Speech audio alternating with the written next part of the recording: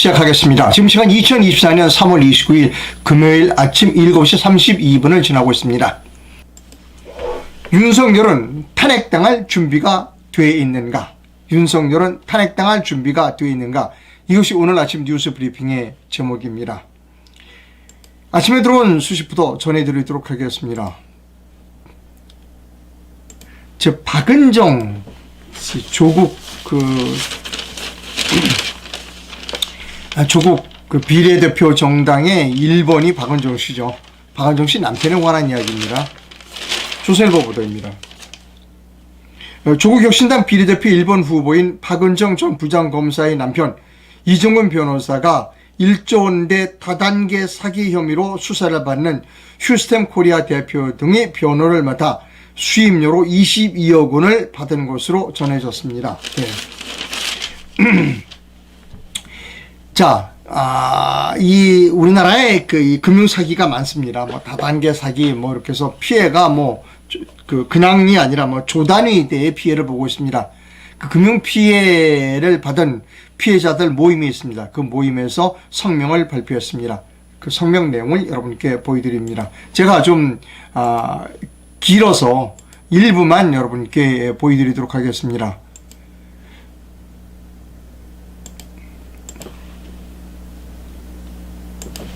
성명서.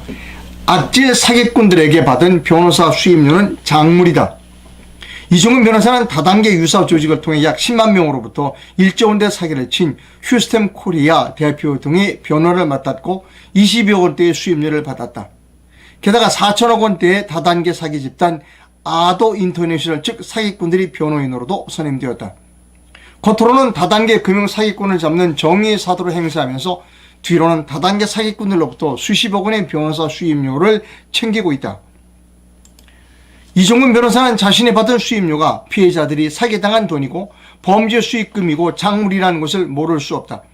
그렇다면 작물 취득죄나 범죄 수익 수수죄로 형사처벌을 받아야 한다.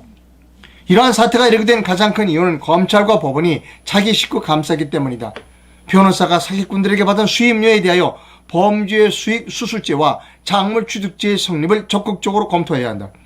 그래야지만 사기꾼들이 고위직 판사 검사에게 고액의 수임료를 주면서 솜방망이 처벌을 받으려고 하는 전관 이후의 폐단도 제거된다.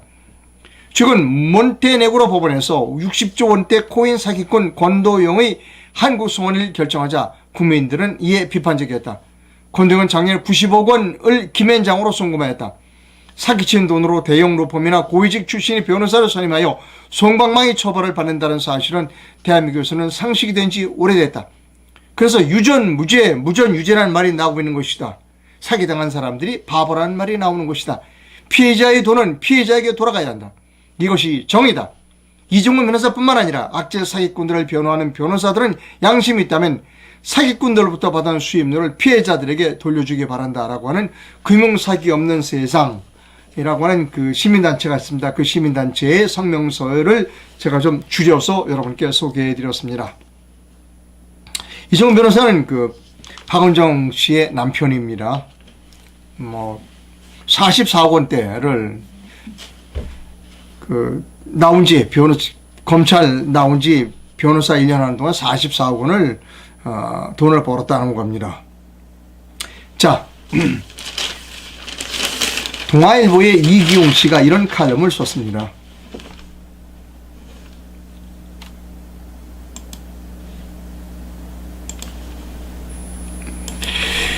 한국 국민들이 제일 싫어하는 것이 권력자의 오만이라는 겁니다. 자, 이 이기용 씨가 이 칼럼을 쓴 것은 뭐냐면 지금 윤석열이 어려울 것 같다. 백석도 어려울 것 같다. 즉 탄핵당할 것 같다라고 하는 우려 때문에 이 기사를 썼습니다. 자, 이기용 씨 칼럼의 주요 부분을 제가 활자로 옮겨 놓았습니다.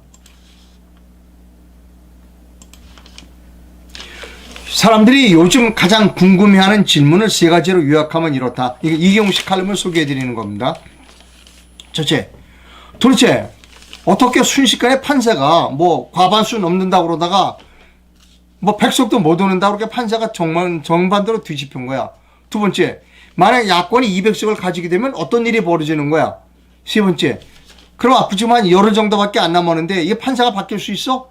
이것이 지금 우파 시민들, 우파 국민들의 질문이라는 겁니다. 자, 첫 번째. 도대체, 첫 번째 질문. 도대체 어떻게 순식간에 판사가 정반대로 뒤집힌 거에 대한 답을 이기용 씨가 하고 있습니다.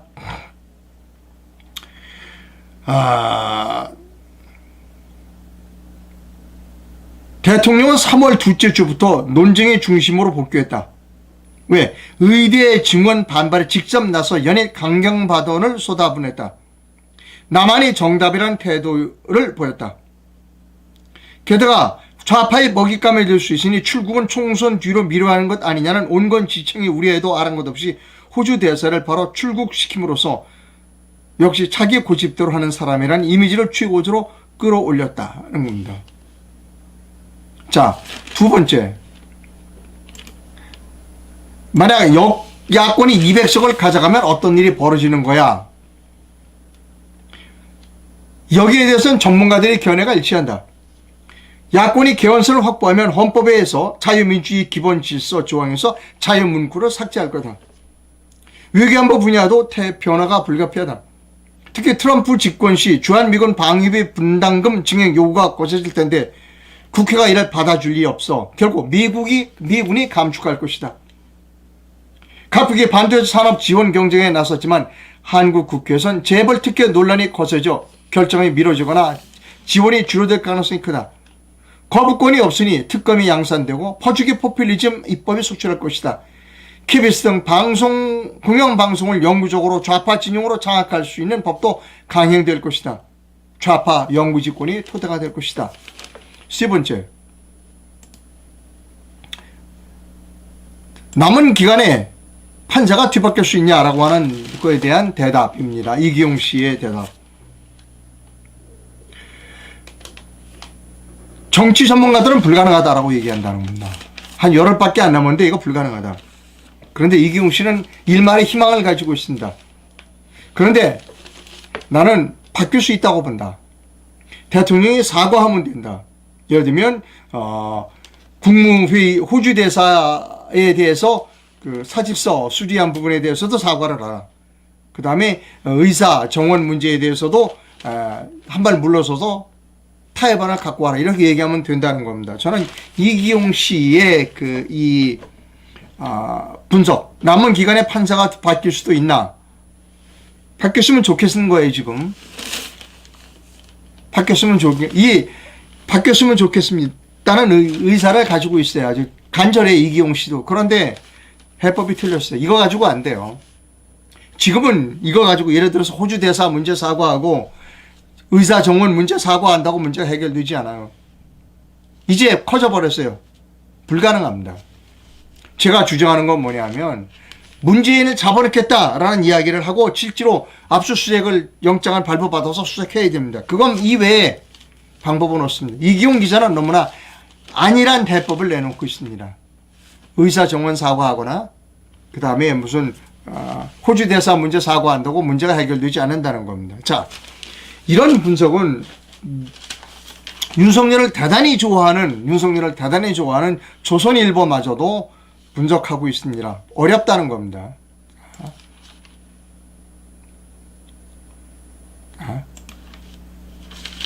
박성은이 정치 포커스입니다. 대통령 탄핵까지 주장하는데 왜 역풍이 안 부느냐는 겁니다. 3년은 너무 길다며 윤석열 대통령 탄핵을 주장해도 역풍이 불지 않을 정도로 정권 심판 기류가 강하다. 조선일보 얘기입니다. 조국 대표는 이렇게 얘기한다. 윤석열 대통령을 레임덕, 나가서 레드덕을 만들겠다. 정치적으로 무력화하는 것이 목표라고 무서울 정도로 기염을 통하고 있다. 한동안 비대위가 순항했다면 보수층은 윤석열 대통령을 보고 지지하고 중도층은 한동훈을 보고 지지했을 테지만 지금은 보수층은 한동훈 때문에 지지를 못하겠다. 중도층은 윤석열 때문에 지지하지 못하겠다라고 하는 겁니다. 그 결과 한강 벨트는 말할 것도 없고 주요 방어선인 낙동강 벨트마저 맥없이 뚫리고 있다. 수도권에서 중도층 공략에 나서 시간도 모자라는 한동훈 위원장이 박근혜 전 대통령을 만나는 장면이 아주 전략적 실패다. 박근혜 대통령 만나는 거 가지고 오히려 표가 깎였다는 겁니다. 대통령 직무수행 긍정평가보다 부정평가 20%가 더 높으면 정권심판 구도가 선거를 지배한다. 2022년 7월 이후 계속 그런 상황이다. 윤석열을 찍은 사람들은 문재인 대통령과 뭔가 다른 대통령이 되기를 바랐지만 그러나 그렇지 못했다. 또 마지못해 찍은 사람들은 정치적 태도가 윤석열의 정책 태도가 문재인과는 달라지기를 기대했다. 그런데 그렇지 못했다. 그래서 항상 2022년 7월부터 윤석열의 지지도 긍정평가보다는 부정평가 20%가 더 높았다. 그렇게 되면 정권 심판론으로 끝날 수 있다. 조선일보도 얘기했습니다. 끝났다. 이번 선거는 끝났다. 조선일보 얘기입니다. 그 윤석열을 좋아하는 조선일보마저도 끝났다고 판단하는 겁니다. 자, 그래서 안 되겠으니까 어떻게 했느냐. 한동훈이 이렇게 묘수를 폈어요. 꼼수라고 그럴까? 묘수라고 그럴까? 국회를 옮기겠다고 그랬습니다. 국회를 전부 다 어디로 옮기느냐? 세종시로 옮기겠다고 그랬습니다. 이것이 어떤 문제를 갖고 있는지에 대해서 제주 4.3 사건 재정리시민위원회 그리고 청와대 이전 반대 시민연대의 대표이신 전민정 씨와의 인터뷰를 통해서 여러분께 국회를 세종시로 옮기는 것이 얼마나 잘못된 일인지에 대해서 전화 인터뷰를 하도록 하겠습니다. 자,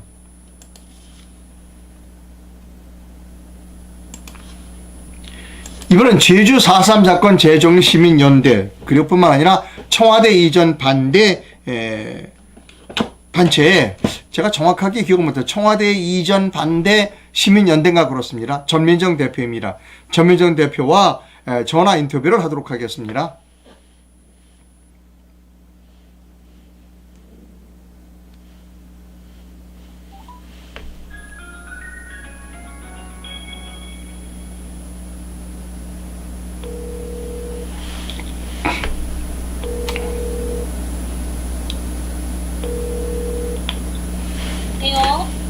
예, 전민정 대표님 이른 아침부터 수고가 많습니다. 예. 네, 안녕하세요. 네, 전민정 대표님 청와대 이전 반대 시민연대인가요? 그 명칭이? 청와대 이전 반대 국민주권운동. 청와대 이전 반대 국민주권운동. 자, 네. 어제 그제 한동훈 비상대책위원장이 국회를 세종시로 옮기겠다고 그러는데 그것이 어떤 의미를 가지고 있고 그것이 왜 불가능한지 그리고 거기에 가서는 세종으로 옮겨서는 안 되는 이유에 대해서 한 5분간에 걸쳐 설명을 좀 부탁드립니다. 네. 일단은 좀 현황을 아셔야 될 게, 세종시에 현재 이제 국회 분원은 3조 6천억 예산으로 여의도 2배 규모로 시작이 됐어요. 네, 이미 시작했다. 네. 예. 그리고 이제 분원이라는 이름으로 했기 때문에 국회의 3분의 2 기능이 내려가는 것으로 작년 10월 6일에 국회 규칙이 통과됐거든요. 네. 12개의 상임위가 내려가는 걸로 결정이 됐는데 이번에 한동훈 위원장이 한 얘기는 국회를 전체를 내려보내겠다 100%. 지금 그 얘기고 그 다음에 대통령실에서 이에 화답을 해가지고 대통령 제2 직무실 설치에도 속도를 내겠다. 이것도 현재 작년까지 연구 용역 중이었는데 연구 용역이 마무리됐대요. 그래서 올해부터 3천억 예산을 들여가지고 지금 2027년 말 완공 목표를 해가지고 대통령 제2 직무실도 짓겠다. 이것도 거의 청와대급 규모라고 보시면 돼요. 말하자면 청와대로 옮기는 거네요. 네. 네, 그렇죠. 네. 그러니까 이게 지금 선거 2주 앞두고 한동훈 위원장이 국회를 전체 내려보내는 거. 그다음에 대통령실에서는 대통령 제2 직무실, 대통령실을 세종시에 짓겠다. 이런 것들이 지금 이제 추진이 되고 있거든요. 그런데 국민 동의 없는 수도 이전에 해당하는 것이고, 이거 국민 동의 없는 수도 이전은 국민 주권 침해고, 2004년도에 헌법재판소에서는 수도라 함은 대통령실과 국회의 소재지를 정하는 문제다. 네. 그리고 이것은 핵심적인 헌법 사항이기 때문에 개헌을 통해서 추진해야 된다. 이렇게 결정한 바가 있어요. 왜냐하면 헌법 개정 절차 없이 법률의 방식으로 그 수도를 변경할 수가 없어요. 이거 헌법 위반이라고 했거든요. 네. 그래서 중요하고 기본적인 헌법사항은 국민이 스스로 결단을 해야 되는 상황이기 때문에 대통령이나 정부 또는 그 하위 기관의 결정에 맡길 수 없다. 이 헌재 입장이에요. 네. 근데 지금 이 정치인들이 국민에게 제대로 알리지도 않고 지금 어떻게 보면 임의로 추진을 하는 거거든요. 수도 이전을. 살금살금 야금야금. 네. 예, 그것도 그렇게 추진을 해오다가 이제 전체를 보내지는 못하죠. 개원을 통해서 가야 되는데 지금 한동훈 위원장이나 대통령실은 이제 전체를 가겠다라는 취지로 특히 한동훈 위원장 국회를 옮기겠다고 하는데 이거는 대한민국이 국민주권 국가가 아니고 이렇게 되면은 정치인 공화국이에요.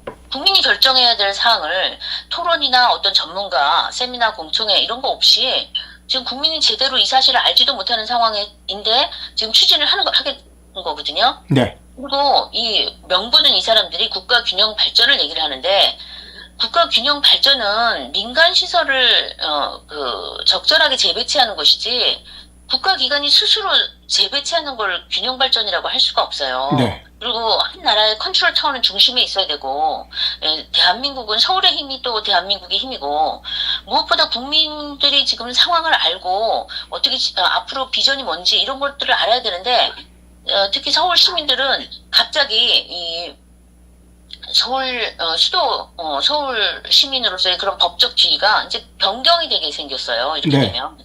예, 그리고 특히 이제 이게 이번에 이전하는 것이 상당히 많은 국가 예산이 들잖아요. 네.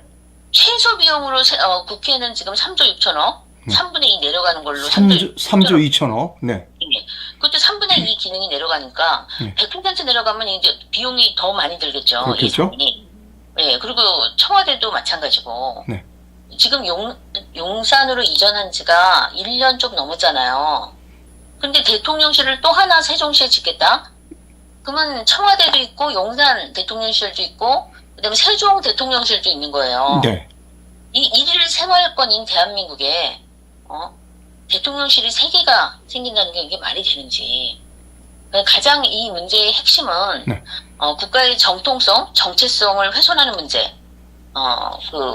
앞으로 통일 한국이 돼도 역사적 정통성이 있는 서울이 수도가 돼야지. 지금 세종으로 또 옮겼다가 나중에 통일되면 다시 서울로 올 건가요? 그런 문제. 그다음에 저는 너무 우려하는 것이 지금 세종시는 평양과 등거리에 있습니다. 네.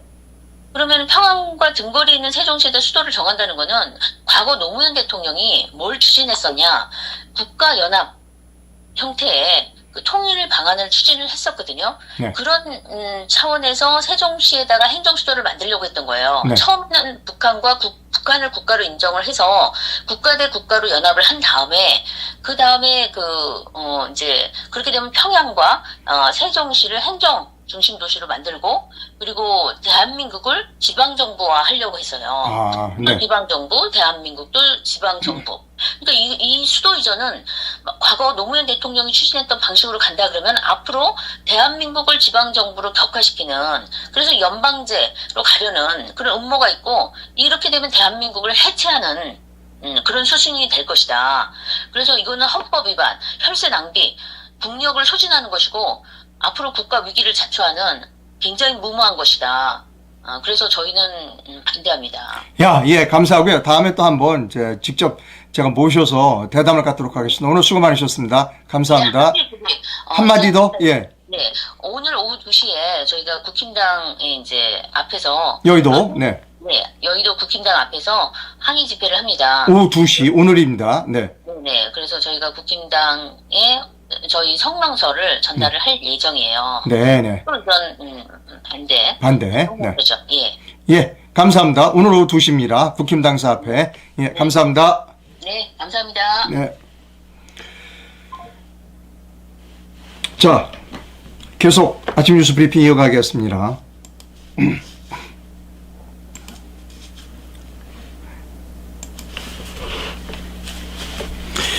여러분, 혹시 이런 사진 여러분 기억나십니까?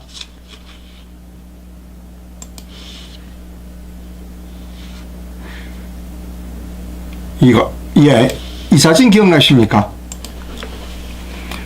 윤석열 대통령 당선인 시절에 내가 용산으로 가야 되겠다. 그래갖고 직접 본인이 이렇게 기자들을 불러놓고 브리핑하는 거였습니다. 근데 뭐라고 그랬냐면 이런 얘기를 했어요. 청와대 들어가면 못 나온다. 청와대는 뭐 구중궁궐이고 청와대는 국민들과 단절돼 있고 그래서 공간의 의식을 지배하기 때문에 나는 청와대 들어가지 않겠다. 그 용산으로 가겠다고 그래서 용산으로 갔습니다. 이때 얘기한 게 공간의 의식을 지배한다는 겁니다. 그때 청와대는 단절돼 있다. 청와대를 국민에게 돌려드리겠다고 그랬어요. 자, 국민에게 돌려드리는데 지금 그 청와대가 어떻게 되는가에 대한 기사가 있습니다. 과연 국민들에게 그 돌아간 청와대가 어떤 모습인가에 대한 이야기입니다.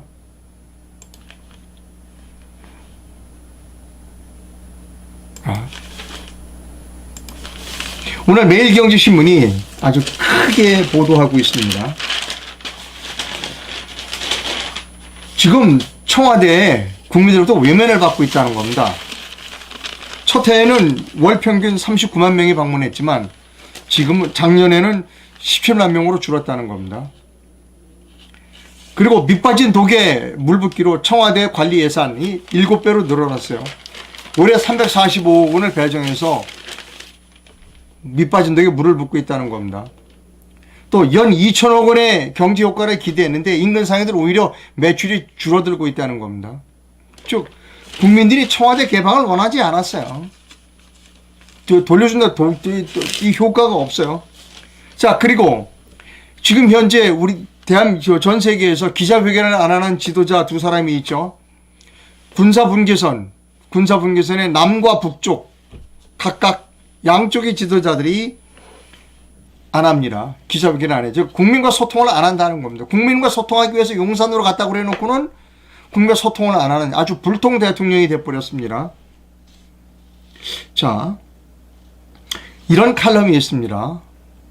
이런 칼럼을 제가 소개해 드려야 되나 말아야 되나 조금 망설였습니다. 제목을 보고. 자, 추보식이 언론이라고 하는 매체를 별로 좋아하진 않지만 거기서 이런 제목의 기사가 있어요. 칼럼입니다. 윤석열 정권이 좋아하는 숫자 2000 우연인가 추술인가 라고 하는 겁니다. 윤 대통령이 명동 밥집에서 봉사활동을 한 것보다 명동 밥집에 쌀 2톤 즉 2000kg을 기부하는 것이 더 관심이다 라는 거예요. 김선래 기자가 썼는데 여기까지만 보고 제가 이 기사를 소개하려고 생각하지 않았어요. 그런데 그 뒤에는 자료를 보고 시청자 여러분께서 좀 아셔야 되겠다.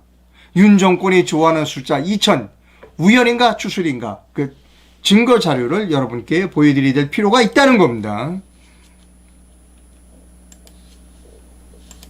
자, 의대 정원 2000명 증원 발표했다. 또 학폭조사 업무 이관 전직 수사관 2000명을 투입했다. 또 늘봄 학교의 기간제 교사 2000명을 투입한다. 윤 대통령 국민과 함께하는 신년음악회 2000명을 초대했다. 그들이 참석했다. 또 있어요. 여기까지만 해도 제가 이거 소개해드리지 않는데 그 다음에 또 있다는 거예요. 김장, 가을철에 김장으로 국민 대통합, 윤석열 대통령이 김장을 했죠. 정부 자유총연맹 등 2000명 참석했다. 또 소상공인 2000명 앞에서 어퍼컷을 날린 윤 대통령이 따뜻한 정부가 되겠다고 말했다. MG 공무원 다 나간다. 2000명 한 번에 직급을 올린 윤석열 정부. 문화체육부에서 이렇게 말했어요. 청와대 개방 시 연 2000억 원 넘는 경제 효과다. 여러분 어떻게 생각하십니까? 이 기사를 소개해드릴 만한 가치가 있다고 생각하지 않으십니까? 윤석열 정권이 좋아하는 숫자 2000 우연인가 추술인가? 여러분이 판단하시기 바랍니다.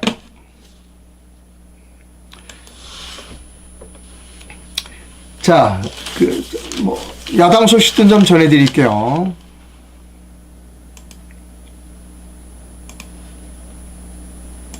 매일경제신문입니다. 지역구 출마지에서 출정식들을 하고 있어요. 세미래에는 광주, 광산을서 선대위를 가졌습니다. 이준석은 화성을에서 지금 올인하고 있습니다. 조국은 부산도 뒤집어졌다라고 부산에서 외치고 있습니다. 자, 그런데 이 사진을 하나 보여드릴게요. 제 얼굴은 빼는 게 좋을 것 같습니다. 이 사진 설명입니다. 이낙연 5.18 묘역서 무릎 꿇고 눈물이라는 사진 제목입니다. 이낙연 새로운 미래 대표가 28일 어제 광주 국립 5.18 민주묘지를 참배한 자리에서 무릎을 꿇은 채 눈물을 닦고 있다. 네, 울었습니다, 여러분. 울었어요. 이낙연이가 울었어요. 저기만 가면 우는 사람들 많아요. 여러분, 이낙연이가 울었습니다. 울었어요, 여러분. 다음 뉴스 갑니다.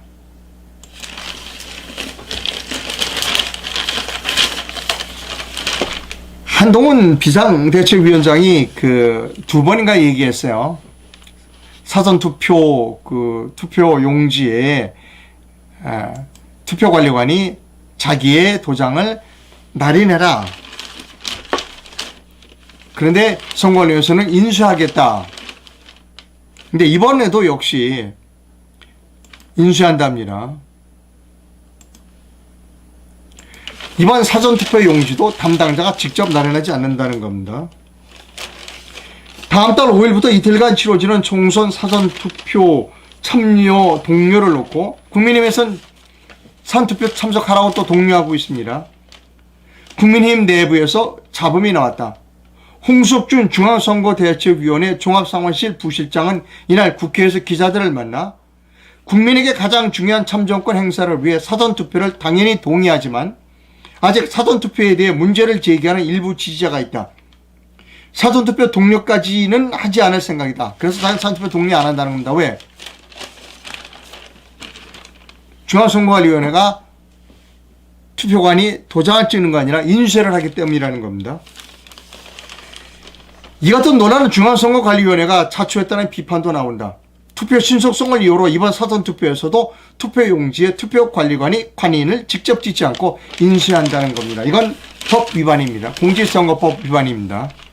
처벌받아야 돼요. 그럼 한동훈을 제가 믿을 수 없는 이유는 뭐냐면 법에 한동훈도 분명히 얘기해서 법에 투표관리관이 도장을 찍도록 돼 있다. 법대로 하라라고 얘기해서 그러면 여당의 대표이면 그걸 관철시켜야죠. 그런데 그냥 립 서비스야. 한 두 번 하고 끝났어요. 그래서 한동훈을 못 믿는 겁니다. 그래서 한동훈이를 못 믿는 이유가 바로 그거예요. 관철시켰어야죠. 쇼한 겁니다. 한동훈이. 쇼. 예. 그 다음 뉴스 갑니다. 이런 뉴스가 있어요.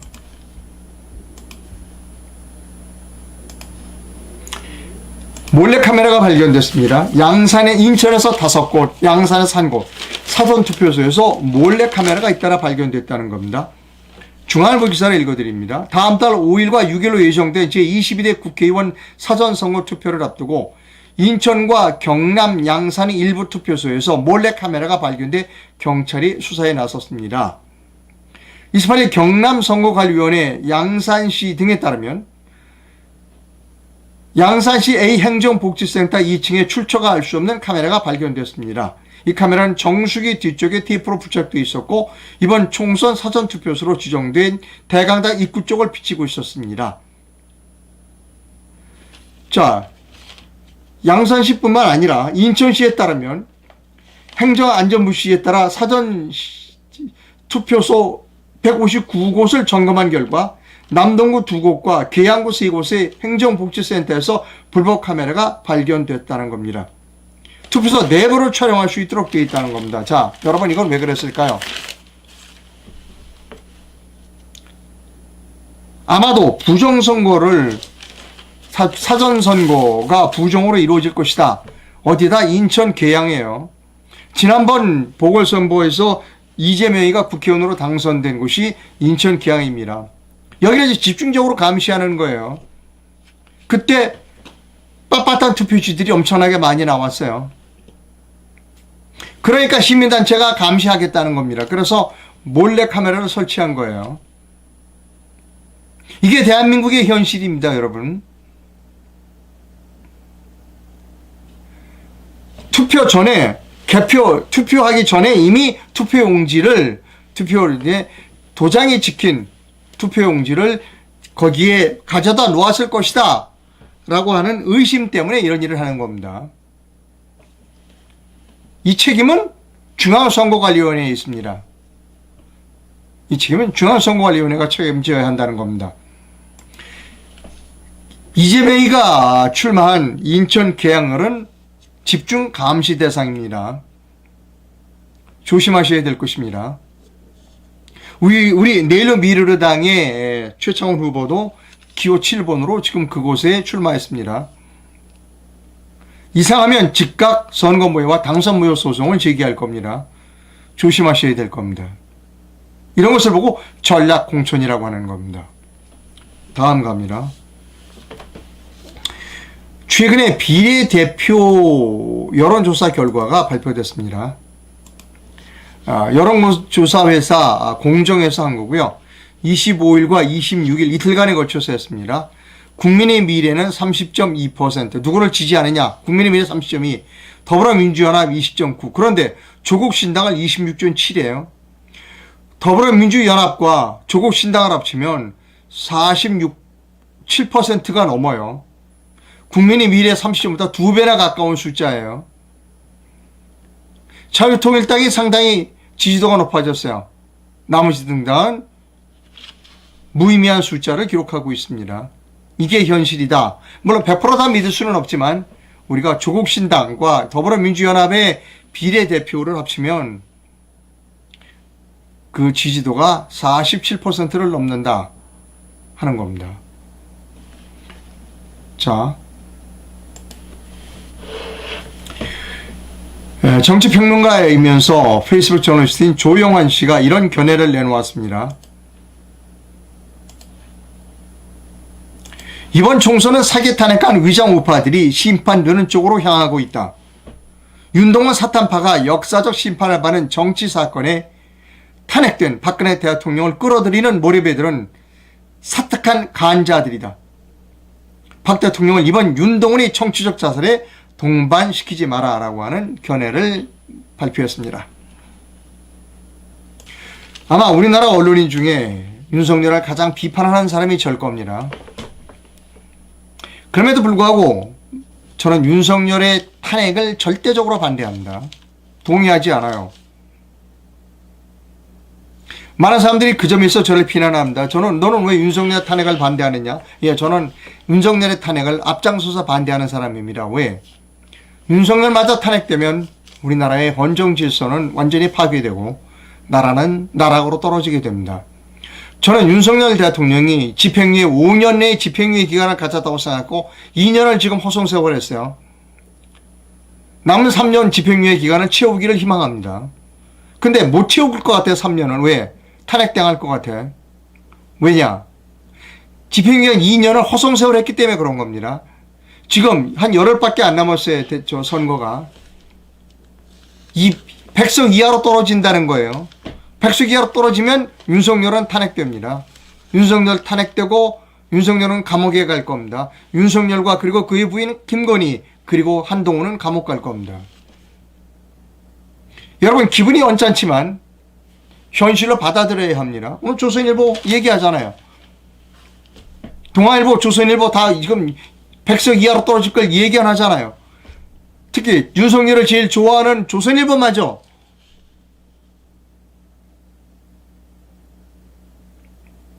기자란 위험이 있을 때 몸으로 막아야 하는 것이 기자입니다. 앞서서 안 됩니다 라고 막아야 하는 것이 기자라는 겁니다. 저는 막고 있습니다. 윤석열의 탄핵을 막습니다. 윤석열이 좋아서가 아니라는 겁니다. 그러나 윤석열의 탄핵을 저는 막고 있습니다. 윤석열이 탄핵당하지 않는 길은 문재인을 구속 수사하라. 그거 이외에는 방법이 없습니다. 그런데 유튜브를 이용하거나 페이스북을 이용하는 여러 저널리스트들 가운데 지금도 윤석열을 찬양하시는 분들이 있어요. 될 거야. 될 거야. 한동훈이가 이렇게 하니까 될 거야. 천만의 말씀. 그런 분들이 나라를 망치는 분들입니다. 위험이 있는데 그 위험을 사람들이 보지 못하게 그 위험을 국민들이 보지 못하게 막아주는 언론인이 아닙니다. 대표적인 그런 분 몇 분이 있어요. 여자 변호사 출신도 지금 그런 일을 하고 있어요. 윤석열과 함께 경기고등학교를 나왔다고 항상 자랑하는 언론인도 그런 일을 하고 있어요. 사람들에게 눈을 가리고 있는 일을 하고 있어요.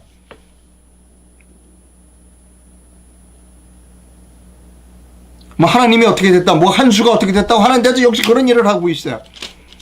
아닙니다, 여러분. 현실을 직시해야 돼요. 지금 고속도로로 버스가 가고 있는데 큰 구멍이 있어요. 근데 구멍 없습니다, 그냥 가면 됩니다 라고 하는 사람은 올바른 사람이 아니지요.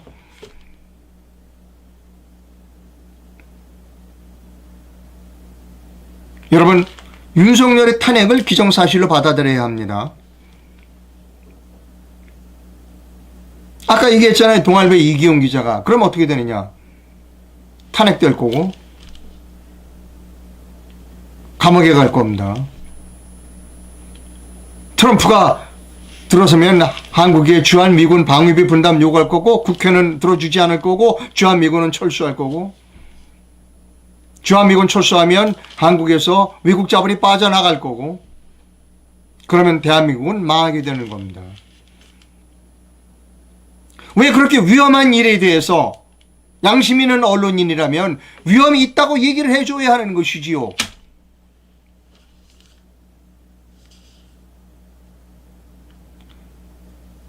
이쁘장하게 생긴 여자 변호사님에게도 제가 얘기하고 싶어요. 왜 위험을 얘기하지 않죠?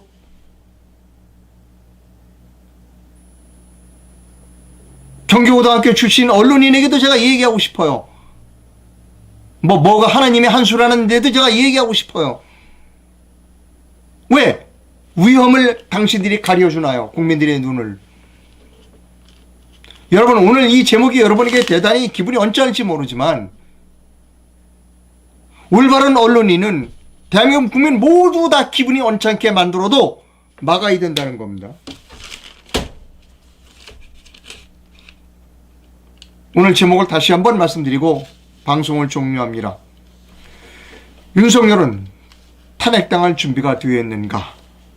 방송 시청해주신 시청자 여러분 대단히 감사합니다. 오늘 오후 1시쯤에도 40총선 특별방송을 해드리겠습니다. 오후에 뵙겠습니다.